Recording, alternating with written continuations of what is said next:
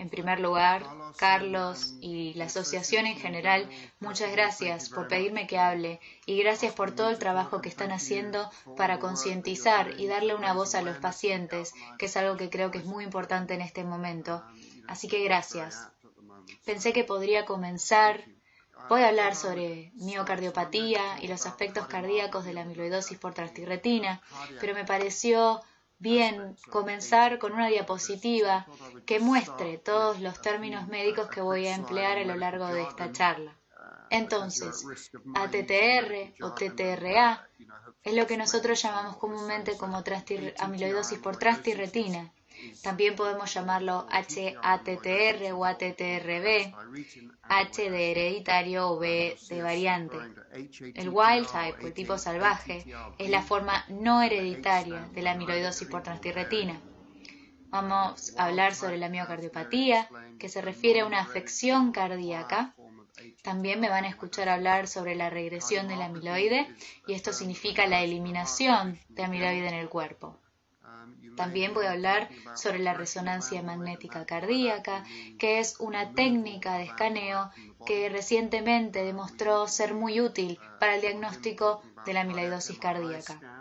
Otra técnica de escaneo que descubrimos que es muy útil es el centellograma óseo, que se realiza en varios centros alrededor del Reino Unido, 25 centros, y esta es otra técnica de escaneo altamente sensible para buscar amiloide del tipo de transtirretina en el corazón y también puede detectar otros tipos de amiloides, pero es particularmente sensible a la amiloidosis por transtirretina. También voy a hablar sobre la epidemiología de la amiloidosis cardíaca por transtirretina, algunos de los avances en el diagnóstico y las estadísticas. También haré un comentario sobre los principios del tratamiento de la amiloidosis en general y de la amiloidosis por transtirretina en particular. Luego hablaré sobre los avances en el tratamiento y sobre los próximos ensayos clínicos para pacientes con miocardiopatías.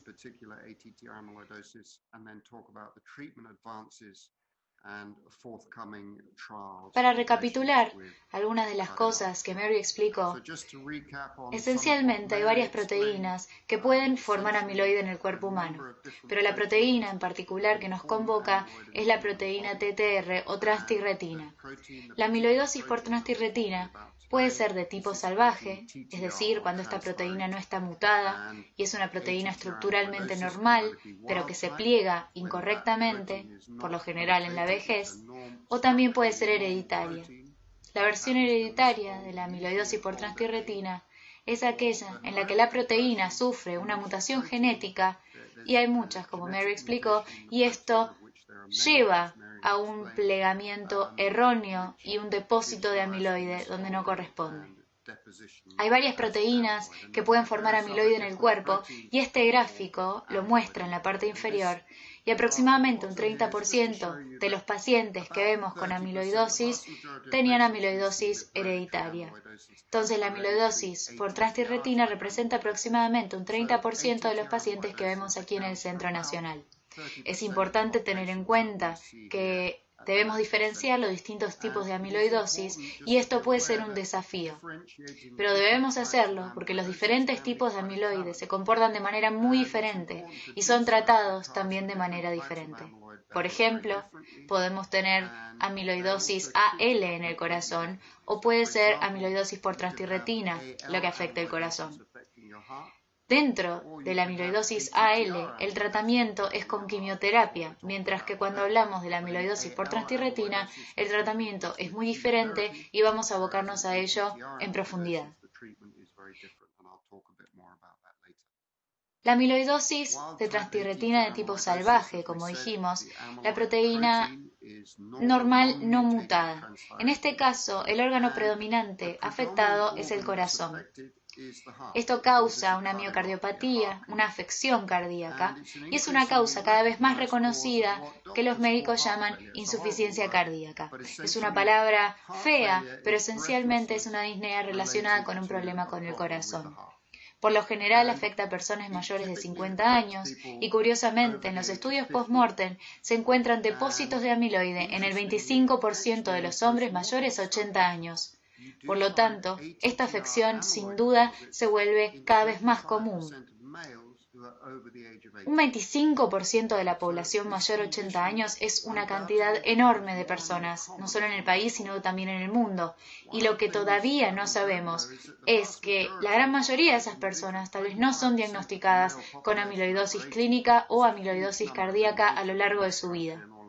Aún más, tampoco sabemos cuántos tienen depósitos de amiloide que no les causan una enfermedad clínica y cuántos de ellos no se diagnostican y en realidad tienen una miocardiopatía o una afección cardíaca y mueren a causa de esta disnea, y en el post-mortem se muestra que tienen amiloide, pero nunca tuvieron un diagnóstico. A la izquierda vemos un ecocardiograma, lo que nosotros llamamos una vista de 4 cámaras de un ecocardiograma.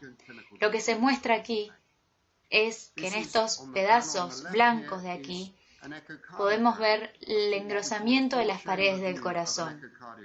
Esto es lo que obtenemos por la amiloidosis. Esta es una sección histológica, una sección de biopsia a través del corazón y podemos ver el engrosamiento de las paredes del corazón que deberían ser mucho más delgadas. Esto se debe al depósito del que Mary habló, del amiloide, en las células del corazón que causa este engrosamiento o lo que también se puede conocer como engrosamiento por hipertrofia de la pared del corazón. Este panel a la derecha muestra que este diagnóstico de particularmente amiloidosis por transtirretina de tipo salvaje, que es la versión no hereditaria, que causa predominantemente una enfermedad cardíaca, ha aumentado de manera drástica en los últimos años.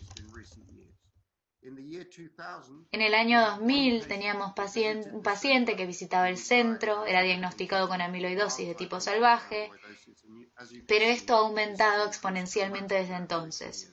Mary habló con mucho detalle sobre esto y no lo voy a repasar, pero basta con decir que hay más de 130 mutaciones genéticas del gen transtirretina, que pueden dar lugar a la amiloidosis hereditaria por transtirretina.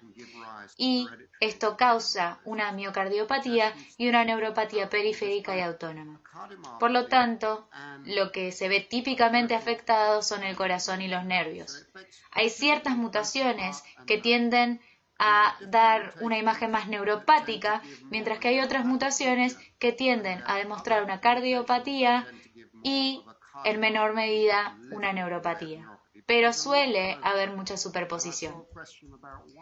Hoy vi una pregunta sobre por qué el fenotipo, por qué la enfermedad varía en diferentes individuos dentro de la misma familia. ¿Por qué una familia puede presentar neuropatías, mientras que otro miembro de la familia presentar una miocardiopatía? Esto no es inusual. En una misma familia uno puede tener una enfermedad cardíaca más agresiva, pero otro presentar una enfermedad nerviosa más agresiva. De hecho, la mayoría de estas 130 mutaciones pueden afectar tanto a los nervios como al corazón. Hay una mutación en particular que Mary también mencionó, que quiero destacar, que es la mutación B122I, hipericelosina. Y esta mutación genética particular está presente en el 4% de los afroamericanos descendientes de África Occidental y afrocaribeños. Entonces, 4% de las personas negras del Reino Unido portan esta mutación genética y esto los pone en riesgo de desarrollar predominantemente una miocardiopatía. La condición clínica es muy similar a la amiloidosis de tipo salvaje y causa una cardiomiopatía predominante con una neuropatía mínima. Aunque nuevamente, ocasionalmente, sí existen pacientes que pueden presentar una neuropatía más significativa. La razón por la que hubo tan pocos diagnósticos hace unos años, como mostré en la diapositiva anterior, es porque el diagnóstico de amiloidosis por transtirretina es muy desafiante, porque hasta hace poco el diagnóstico se hacía mediante una biopsia. Los cardiólogos no realizan una biopsia cardíaca por cada individuo que se presenta en la clínica con una insuficiencia cardíaca, porque es una condición muy común y las biopsias cardíacas presentan riesgos y son complicadas. Entonces, los cardiólogos rara vez realizan biopsias cardíacas. Por eso presenta un desafío.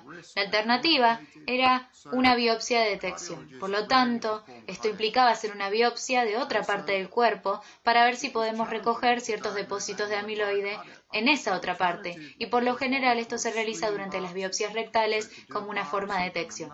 Algunos de ustedes también pueden estar familiarizados con la aspiración de grasa abdominal, donde succionamos un poco de la grasa de la zona abdominal. Tal vez ustedes se sometieron a este procedimiento cuando asistieron al centro. El problema con la amiloidosis por transtirretina es que las biopsias de grasa, como se ven en la parte inferior, no son muy sensibles. Por lo tanto, para la mayoría de los pacientes con amiloidosis por transtirretina que se realizan una biopsia de grasa, no va a mostrar amiloide, a pesar de que sí presentan amiloide en el corazón. El otro problema es que la ecocardiografía no es terriblemente sensible. La prueba habitual para la investigación de la disnea por enfermedad cardíaca o insuficiencia cardíaca generalmente es un ecocardiograma. El problema con la ecocardiografía es que es muy difícil diferenciar la amiloidosis cardíaca de lo que llamamos cardiopatía hipertensiva, enfermedad cardíaca relacionada con la presión cardíaca, o miocardiopatía hipertrófica, que son otras causas de paredes cardíacas más gruesas. Con mucha frecuencia a los pacientes se les diría, usted tiene una enfermedad cardíaca hipertensiva, tiene una enfermedad cardíaca relacionada con la presión cardíaca, y luego el médico de cabecera otorga un tratamiento y se pierde el diagnóstico. Como dijo Mary, lo que realmente necesitamos es mayor concientización y diagnóstico temprano. Para lograr esto, necesitamos que los médicos sospechen del diagnóstico en primer lugar.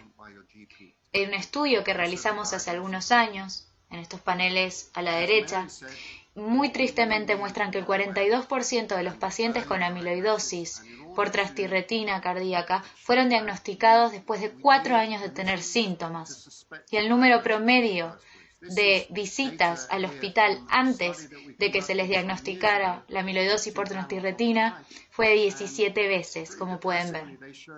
Esto muestra que los médicos, incluso cuando los pacientes acuden al hospital y ven a los cardiólogos, al menos hace algunos años, los médicos no pensaban en amiloidosis como un diagnóstico probable. Por lo tanto, realmente necesitamos que los cardiólogos y neurólogos piensen fuera de su zona de confort, o al menos sean conscientes de la que amiloidosis cardíaca es una posible causa de cualquier paciente que sufre de una insuficiencia cardíaca en asociación a un engrosamiento de la pared del corazón. Necesitamos crear conciencia y de una perspectiva cardiológica, si existe un engrosamiento de la pared cardíaca, podemos pensar en amiloide. Y como dijo Mary, también desde una perspectiva neurológica ha habido avances. La razón por la que el número de diagnósticos, como vimos anteriormente, se ha reducido drásticamente en los últimos tiempos, se reduce a 2 pruebas. Una es la resonancia magnética cardíaca, que se ha utilizado cada vez más para la investigación de insuficiencia cardíaca. Esto es un estudio que se realizó hace algunos años que muestra la característica típica del realce tardío gadolinio. Cuando se realiza una resonancia magnética, las personas son inyectadas con un poco de tinte, si se lo desea, y esencialmente obtienen una imagen característica, ya que ese tinte se difunde a través de este espacio expandido, que está ocupado por depósitos de amiloide, y la difusión de este toma más tiempo, porque ese espacio se expande y por lo tanto se obtiene una imagen característica que todos pueden reconocer como la amiloidosis cardíaca. Otra prueba que ha sido muy útil y es altamente sensible, que ahora conocemos, es el centellograma, que es un trazador óseo de tipo de exploración óseo que se utilizó en este país hace algunos años. Hay varios trazadores óseos, ya no se usa como uno de rutina en este país, pero todavía se usa en Italia como principal trazador óseo. Pero esto fue descubierto por Claudio Repezzi, que trabajaba en Bolonia, en Italia, y comenzó a analizarla de manera muy sistemática. Lo que él identificó fue que es altamente sensible a encontrar amiloide por transtirretina en el corazón.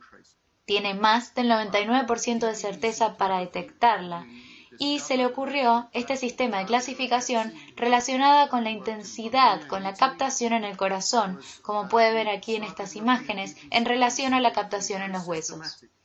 Este es un examen óseo normal de un paciente sin amiloidosis cardíaca y se pueden ver los huesos bellamente delimitados.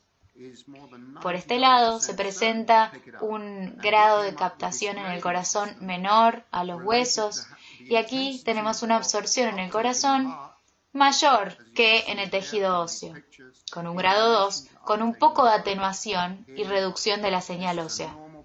No podemos ver los huesos largos de las piernas tan claramente como antes. Aquí tenemos mucha captación del corazón y aquí prácticamente ya no tenemos señal ósea en absoluto. Estamos comparando la captación del corazón en relación a la ósea, entonces él pudo llegar a este sistema de clasificación. Como resultado de estas dos pruebas, hace algunos años, en una colaboración global con una amplia gama de centros de amiloidosis de todo el mundo, pudimos establecer un medio para diagnosticar la amiloidosis por transtirretina cardíaca sin necesidad de una biopsia. Como dije antes, los desafíos de una biopsia eran considerables, por lo que pudimos encontrar este algoritmo de diagnóstico. De tener ya un ecocardiograma o una resonancia magnética cardíaca que levantó una sospecha de amiloidosis cardíaca debido a un engrosamiento de las paredes del corazón, y habiendo analizado el realce tardío del galodinio, hacemos una gamografía ósea que muestra la captación de grado 2 o 3 en el corazón, que es mayor que la captación de los huesos, y luego buscamos un análisis de sangre y de orina buscando específicamente un par de proteínas que llamamos monoclonal. La razón de esto es para excluir la amiloidosis AL que puede dar lugar a esta captación de grado 2. Si no tenemos evidencia de una banda monoclonal, entonces sobre esa base podemos hacer un diagnóstico de amiloidosis por transtirretina cardíaca. Para recapitular, un ecocardiograma que muestre paredes gruesas en el corazón, una mamografía ósea que muestre una captación grado 2 o 3 y luego análisis de sangre y orina que no presenten signos de banda monoclonal en ninguno de ellos y de ahí hacemos un diagnóstico de amiloidosis por transtirretina en un paciente con insuficiencia cardíaca. Lo que queda entonces es elaborar una prueba genética para ver si se trata de amiloidosis hereditaria o de tipo salvaje. Esto es lo que hemos hecho en el centro de amiloidosis y hemos ejecutado estos estudios con la sospecha de amiloidosis que llega a nuestra unidad o tal vez llega a un diagnóstico basado en una biopsia. Muchos de ustedes tal vez experimentaron estar 2 o 3 días en el hospital del otro lado de la carretera, durante la cual se sometieron a una amplia gama de pruebas en un par de días bastante intensivos y se puede ver que desde 1999, cuando Philip Hawkins estableció el Centro de Amiloidosis, el Centro Nacional de Amiloidosis, hicimos muy pocas pruebas, pero 20 años después hacemos una gran variedad de pruebas que pueden ver en el transcurso de estos días. Con suerte, para el final de esos días, logramos un diagnóstico firme de tener amiloidosis por transtirretina, analizamos el tipo, a qué órganos se está afectando, qué tan grave es y qué podemos recomendarles y qué tipo de tratamiento podemos hacer. Una vez que se obtiene el diagnóstico de amiloidosis por transtirretina, mediremos la calidad de vida y esto incluye una gran variedad de factores que se le asocian. La calidad de vida normal, este círculo que debería estar aquí arriba, en algún lugar por encima de los 70. Lo que puede ver aquí es la calidad de vida en pacientes que en el momento del diagnóstico con miocardiopatías por transtirretina, como dije, que a menudo está retrasada, es significativamente reducido. Muchos de ustedes son muy conscientes de esto. Estos son solo datos y solo muestran un seguimiento. Como Mary dijo, La amiloidosis por transtirretina cardíaca es una condición progresiva que sin tratamiento empeora. Una vez que hacemos el diagnóstico, podemos establecer estadísticas y muy fácilmente, utilizando los análisis de sangre simples, ver las etapas en cuales estamos, 1, 2 o 3, y realizar una estimación del pronóstico y la progresión de la afección. En términos de manejo de la amiloidosis cardíaca, del manejo sintomático, lo principal que trataremos de controlar es la retención de líquidos. Los pacientes con amiloidosis por transtirretina, como cualquier otra causa de insuficiencia cardíaca, tienden a tener retención de líquidos. Por consiguiente, tenemos que conseguir que el cuerpo elimine el líquido. Y esto requiere que les pidamos a los pacientes que reduzcan su ingesta de líquido oral, generalmente 1 litro y 1,5 litros por día. Esto incluye sopa, té, café, cualquier cantidad de agua. La ingesta total de líquidos es de aproximadamente de 1 litro y 1,5 litros. Luego les damos diuréticos para poder aumentar la eliminación de este líquido y aumentar la producción de orina. Los diuretos típicos son furosemida, bumetanida y otra tableta llamada espironolactona, que muchos de ustedes ya las conocen. Los pacientes con amiloidosis por transtirretina a menudo tienen presión arterial baja y algunas de estas que usan habitualmente para tratar la insuficiencia cardíaca pueden empeorarlo. Entonces, en realidad, con bastante frecuencia en el centro de amiloidosis, reducimos algunos de los diuréticos que el cardiólogo administra para la insuficiencia cardíaca, porque no se ha demostrado que beneficie directamente a los pacientes con amiloidosis por transtirretina. No solo eso, sino que a veces empeoran los síntomas a través de la disminución de la presión arterial. Intentamos controlar el ritmo cardíaco.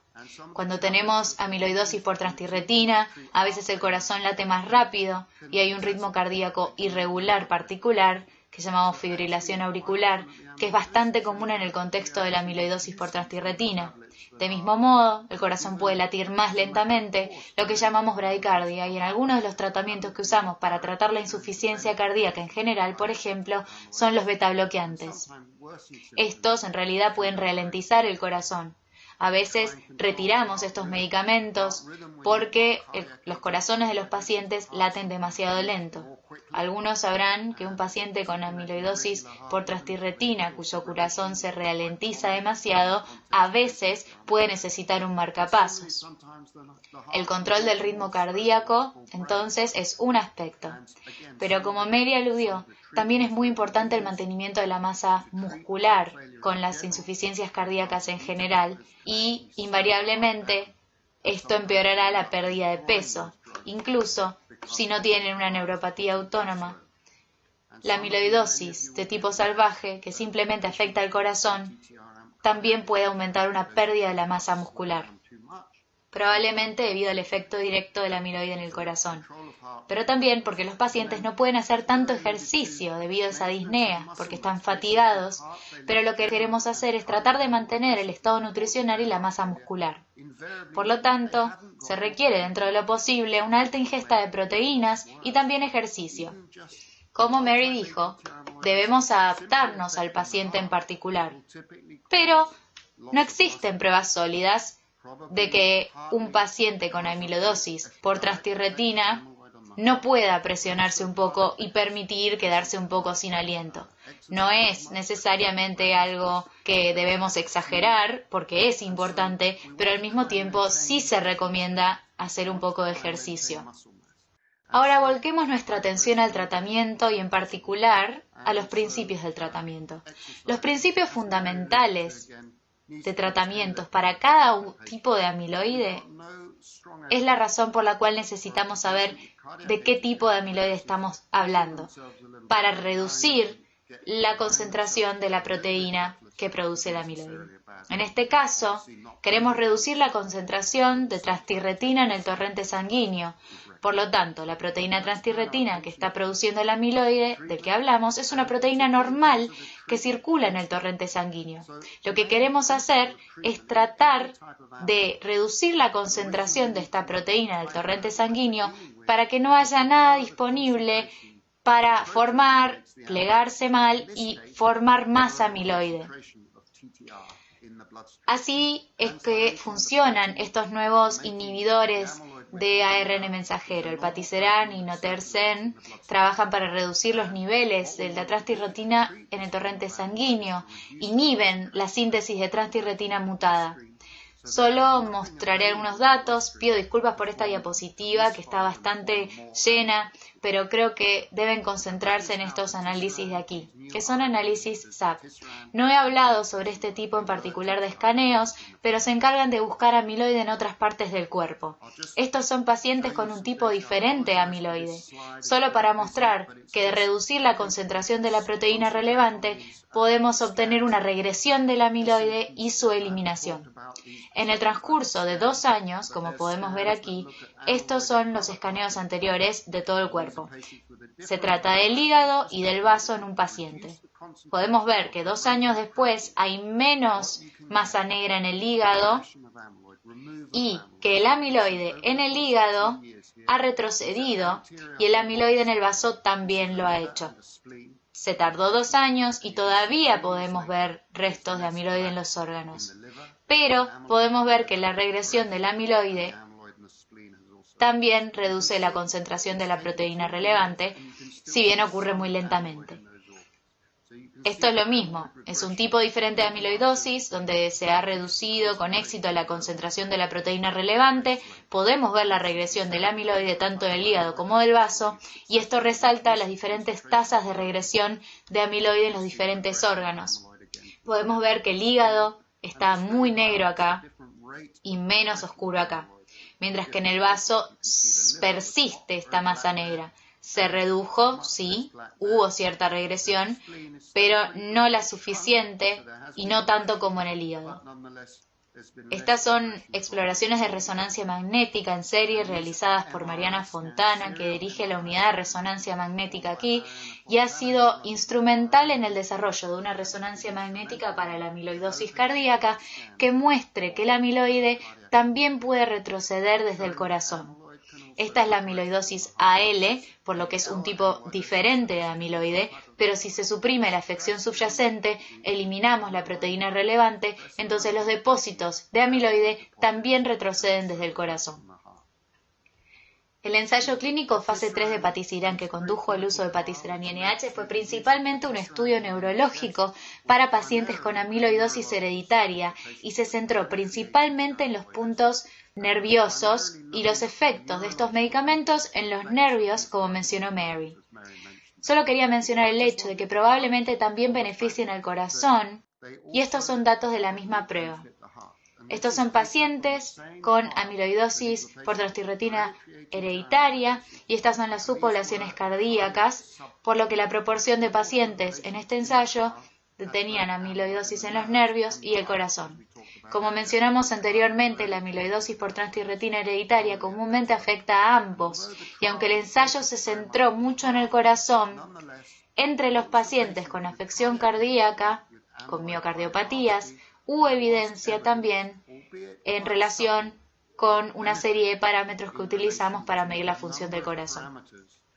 Los parámetros ecocardiográficos acá, un análisis de sangre que muestra una ligera reducción en los pacientes en tratamiento en comparación con un aumento en el placebo. Vemos la reducción está en la dirección correcta, lo que sugiere que el corazón está mejorando.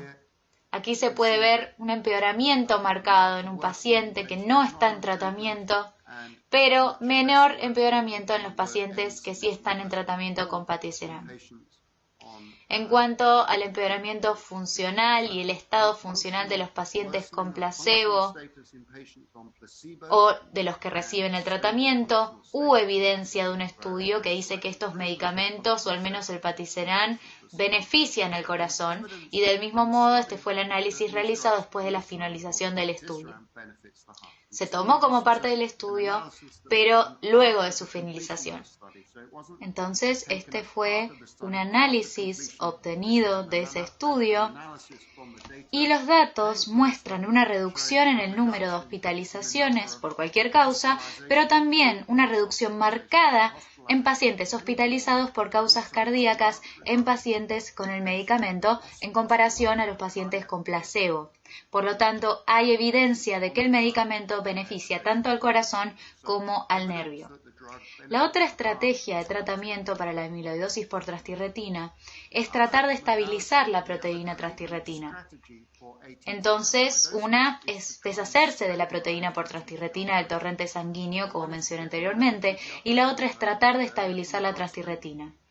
La transtirretina secreta como lo que llamamos un tetrámero en 4 piezas que se mantienen juntas. Para formar amiloide deben cortarse en 4 monómeros diferentes o desmoronarse y luego plegarse en amiloide. Lo que hacen estos medicamentos estabilizadores, como tafamides es uno de ellos, y este nuevo medicamento también AG10, es estabilizar la transtirretina para evitar que se desmorone y evitar que forme amiloide.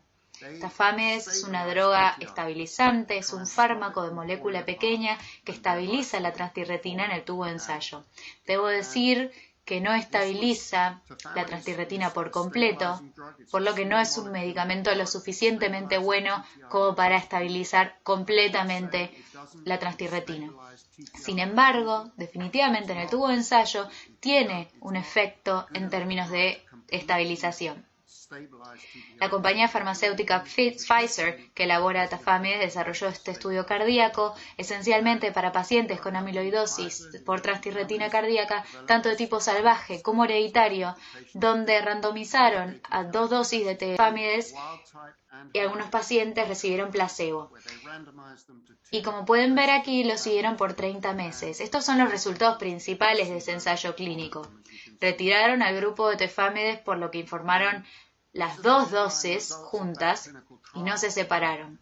Si bien estos ensayos muestran que se ve una disminución de la progresión de la enfermedad, estas curvas muestran que los pacientes con placebo, en términos de su prueba de fuerza de 6 minutos, disminuyeron a este ritmo en promedio, mientras que en los pacientes que tomaron tafamides, en realidad continuó disminuyendo, me temo, pero disminuyó mucho más lento o significativamente más lento que en los pacientes que recibieron el placebo. Del mismo modo, la calidad de vida disminuyó, pero más lentamente que en pacientes con placebo. Esta es la supervivencia de los pacientes y se puede ver que fue mejor en los pacientes con el medicamento que en los pacientes con el placebo. Por otro lado, este nuevo medicamento AG10 es una droga similar en sentido que estabiliza la transtirretina. Está fabricado por una compañía llamada Aedas. Actualmente están realizando un ensayo clínico que es muy similar en términos de diseño al estudio que les acabo de mostrar, el ensayo clínico de tafamides. Ellos también randomizaron a los pacientes en AG10 o placebo en una proporción de 2:1, por lo que 2/3 de los pacientes reciben el medicamento y 1/3 recibe el placebo, y lo siguieron también durante 30 meses, con el mismo fin que el estudio anterior. Esta es una situación difícil, actualmente está sucediendo en el Reino Unido. Creo que en el tubo de ensayo el AG10 parece ser un mejor estabilizador de transtirretina que el tafamides. Si esto se traduce a un beneficio clínico, no lo sabemos, ese es el propósito del ensayo, pero estamos esperando los resultados. Entonces, este es el tablero con las nuevas piezas en el Reino Unido. Por lo tanto, el paticerina inotersen, como muchos de ustedes sabrán, está autorizado y financiado por el NHS desde el año pasado para la amiloidosis por transtirretina hereditaria con neuropatía. Entonces, tienen que presentar una mutación genética, pero desafortunadamente un paciente con amiloidosis de tipo salvaje no puede tener acceso a estos medicamentos ahora, y los pacientes con amiloidosis por transtirretina hereditaria, cuando solo tienen una miocardiopatía sin evidencia de una neuropatía, tampoco son elegibles para recibir estos medicamentos en este momento. Pero si tiene una neuropatía junto con una cardiomiopatía, es potencialmente elegible en el NHS para poder recibir estos medicamentos reductores paticerina o inotersen. Tefamidis recientemente recibió lo que llamamos la autorización de comercialización o está autorizada para el tratamiento de amiloidosis por transtirretina cardíaca en Estados Unidos y por Europa. Y ha habido un acceso temprano a estos medicamentos que involucran a pacientes en alrededor de 130 pacientes en total en el Reino Unido. Actualmente el proceso de aprobación para la financiación está en marcha y esperamos saber de la aprobación de este medicamento en breve, con suerte ya para fin de año. Como mencioné en el estudio de AG10, este es un nuevo estabilizador. También hay un ensayo clínico de fase 3 en el que estamos reclutando mientras hablamos. Obviamente hubo una pausa en el reclutamiento por este tema de la pandemia del COVID-19, pero pronto se retomará este reclutamiento y hay una serie de ensayos planificados que también deberían abrirse para fines de este año o principios del próximo. Hay un estudio llamado Apolo B, que es un ensayo clínico de fase 3 de paticerán para la miocardiopatía, por lo tanto implica el uso del paticerán específicamente para la miocardiopatía por transtirretina. Se escuchó que el ensayo de Apolo que mencioné antes se centró en la neuropatía, pero algunos pacientes tenían una miocardiopatía y en ese ensayo se centra por completo en la miocardiopatía.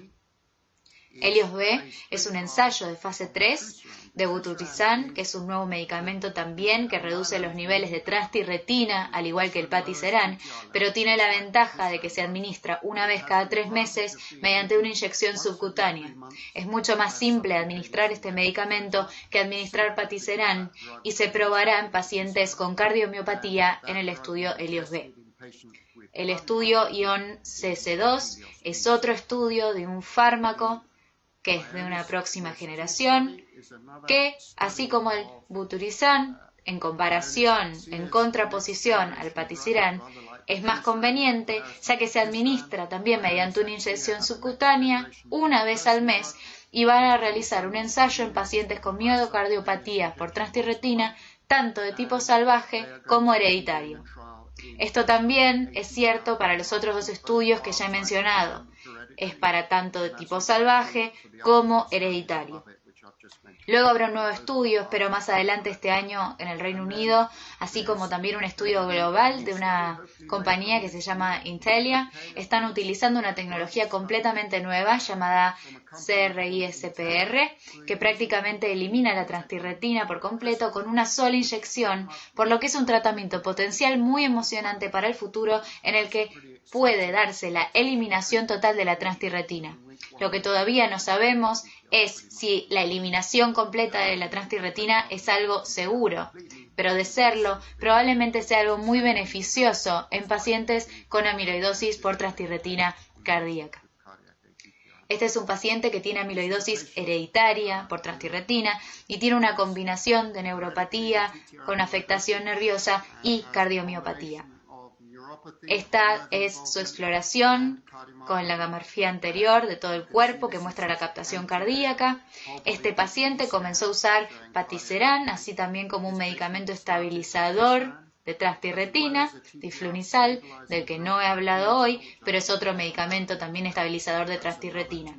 Comenzó la combinación de estos tratamientos hace algunos años. Esta es una también tomado 2 años después. y no es necesario ser cardiólogo nuclear para ver que hay una reducción en la captación en el corazón. Esto es alentador, todavía no sabemos qué significa y creo que hay mucho trabajo por hacer para ver si realmente estamos viendo una regresión amiloide, si el escaneo cambia y representaría una mejora directa en el corazón. Pero sin duda es alentador. Es algo que nunca habíamos visto y que estos tratamientos estén disponibles es algo muy emocionante. Para resumir, obviamente es un momento emocionante, están sucediendo muchas cosas en la amiloidosis por transtirretina. Para hacer eco de lo que dijo Mary y de Carlos y de todos nosotros, lo que necesitamos es un diagnóstico temprano, precoz. Hay evidencia de que esto ya está sucediendo en el diagnóstico no invasivo. Es posible en aproximadamente un 70% de los pacientes. Lo que realmente necesitamos es conciencia, conciencia y conciencia. Lo que la asociación y Carlos están haciendo para crear conciencia es extremadamente importante. Se ha demostrado que cada tratamiento para cualquier tipo de amiloidosis es más efectivo cuanto antes se trata al paciente, por lo que necesitamos un diagnóstico temprano. Hay toda una gama de medicamentos que ya están disponibles o que están saliendo. Tenemos ensayos clínicos con agentes más nuevos, como la nueva tecnología. Todavía tenemos trabajo por hacer para saber si el tratamiento combinado con medicamento estabilizador y un medicamento para suprimir la concentración de la transtirretina en la sangre es válido. Les mostré a un paciente que había mostrado una mejora bastante significativa, pero no sabemos si esto sería lo mejor para todos los pacientes, que tan solo un estabilizador o solo un medicamento reductor. No sabemos la respuesta a estas preguntas, por lo tanto hay mucho trabajo todavía por hacer, pero creo que debemos centrarnos en hacer un diagnóstico más temprano y lograr que los pacientes reciban estos diversos tratamientos, obtener estos medicamentos aprobados en el Reino Unido y ejecutar estos ensayos clínicos para usar mejores medicamentos. Finalmente, gracias a todas las personas, en primer lugar, gracias a la asociación, gracias a todos nuestros colaboradores, colegas y personas que nos permiten y que nos remiten pacientes. Gracias a mis colegas en el centro y en particular a Philip Hawkins, quien es responsable de todo esto y de establecer el centro y desarrollar gran parte del trabajo que les he mostrado hoy. Muchas gracias.